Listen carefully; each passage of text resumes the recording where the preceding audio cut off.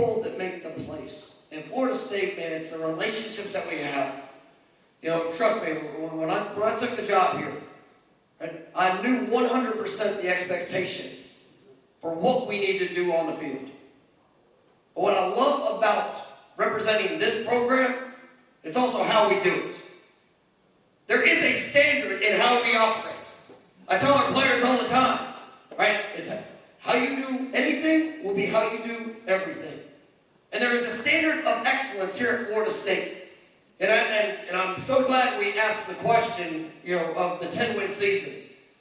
Because that's a remarkable feat, right? I'm glad about being ranked 10th in the country. There weren't a whole lot of people coming into last season that were predicting us to finish where we finished. Well, that didn't matter. It didn't matter to us because we understood what we were excited to do and the opportunity that we had. But I knew who I coached. I know the work they put into it. But one thing that doesn't necessarily get talked about as much is not only did they finish, you know, as a top 10 team in the country, we also had the highest team GPA ever in program history.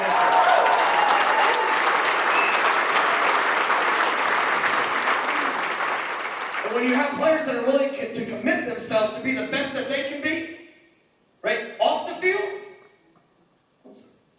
it's a lot easier for the best that they can be on the field for that to show up in a more consistent fashion, right? And we're just getting started. But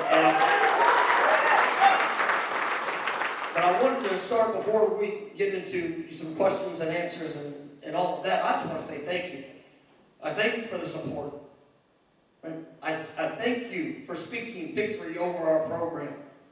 Because that is so very important. You know, a lot of times I get asked, Coach, what can we do?